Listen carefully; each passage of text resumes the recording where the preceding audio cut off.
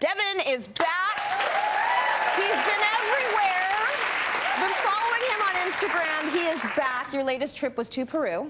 Yeah, I did a month. I came back and then I did a month in London, a week in Europe where I did a road trip, and then a month in Peru. Nice. Peru was mostly learning how to make ceviche and different things. Love that. So I spent 10 days working in a ceviche restaurant. So we're going to talk about grilling unconventional things because we do like to grill, and a lot of us are on the barbecue every single evening. But have you tried grilling avocado? We're going to do grilled avocado with tomato and corn salsa. Yes. Which sounds amazing. And you say avocado in Peru, huge. Fruits and vegetables. Well, avocado is called palta, and that's in so many dishes there. It's so popular. Okay. And I wanted to do something on a bit more lighter fare on the barbecue, because barbecuing is very heavy often. Right. So why not let's grill some avocados? And I'm going to show you how to do that right now. Okay, let's do it. So if you hold your avocado, and if you have like a lot of strength, you can just turn it and it opens. See? Yes. Cool? Oh my God, you're so strong. That's just a joke.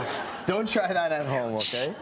We're just going to pop in our knife using my thumb. I'm going to get rid of the pit there. Okay. Now, when you have this guy here, we're gonna take, I have residual oil in the pan, but if you don't have this at home, also the pan is preheated. That's something very important. You know I like preheating, it's very important. Absolutely, so I'm just gonna brush high temperature. Yep, with a little bit of oil, medium-high. Medium-high. On the barbecue, you'd be looking at maybe 375, 400, something like that. Okay. So I'm just gonna brush this down. You can season it with salt, but I tend not to do that, because the salt's gonna start drying out moisture, and you want this kind of dry, okay? So I'm just gonna lay this down and give it a press, and you want to hear that sizzle. Very, very important.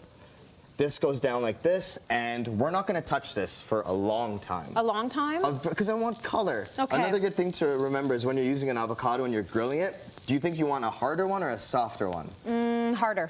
Harder. Unripe or just barely ripe? Just barely ripe. 2 for 2. Yeah. You're the best. Amazing.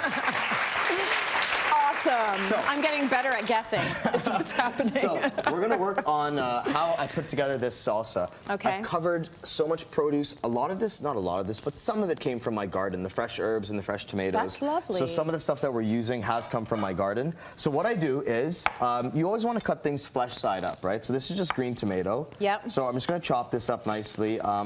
It's a really rustic salad that we're doing, so you don't have to go over the top and make sure you have perfect cuts. Do you mind while you're chopping that if we show them a shot of you in Peru? I'd love that. I mean, there are so many pictures that I saw following your account, but this is you with so much squash. Okay, so... Oh my gosh. So I teamed up with a chef there named Rodrigo, and this guy was a friend of a friend in Toronto, and he took such good care of me. We'd wake up at 4 and 5 in the morning to go to the vegetable and the fish market. So I woke up at 4:30 to go to that market. Yeah. That was not a squash or a pumpkin. It's something called zapoya, which is similar to a butternut squash. Okay. And it's delicious. But in this fruit market and vegetable market, it's above my head. Like there was corn above my head, and you look down one aisle and it's just walls of red onion. Amazing. It was unbelievable. Should I flip the avocado? I don't know. You said leave it. Should I?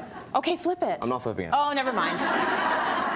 I was so close with that one. No, we want color. 2 for 3. Yeah, no, you're staying just like this. Yeah, just leave it. When you're cooking something, if you could hear, I don't know if you can hear this, but if you can hear like really aggressive, burning, grilling, loud noise, then your heat's too high. But this is just kind of like a... It's kind of perfect. It's kind of chill, right? It's chill. It sounds just happy. a little bit of sizzle happening. So I'm going to push that back down. So I have different tomatoes going in here, all kinds of different colors. It's nice to get different colors when you're cooking this, because you see the finished product, how pretty and nice it is. It's gorgeous and fresh, and I know you're always about the fresh ingredients. Here I thought you were partying the whole time. You're waking up at 4 and 5 in the morning and going to the market. Well, I'll be honest, I didn't do that every day. There were many nights where I came home at 4 and 5 in the morning. Okay, good. Okay, cool. There's a little bit of both. A little bit of both. So, different types of tomatoes.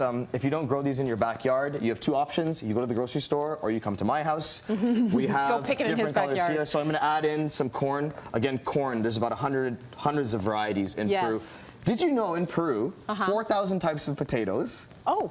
It's unbelievable. I wouldn't have guessed potatoes. I knew the corn. I knew that there was a lot of corn. I didn't think potatoes. They call them papa, yeah, 4,000. I'm just going to take a quick peek at these. And this is what you want, that looks good. You need the char. And the only way you get the char is by leaving it there. Okay. If you mess around with it, you can use tongs too if you want at home. If you mess so you don't around burn with your it, fingers. If you mess around with it too much, you're not going to get that. You need this color. It's critical that you get this color. I'm a big color guy, right? Yeah. So it's like you need that char. So you turn it around on the other side and you leave it for the same amount of time? You know what? Ideally, what you want to do in this situation is just take it off. Okay. Because you don't really want to cook the bottom too much. All right. In here, we have salt and pepper. I had fresh chives, different ingredients, different herbs that you want. You can add garlic. You can have a lot of fun with this. And look at how that's going to look. It's a really fun salad, and that's pretty much how it ends up.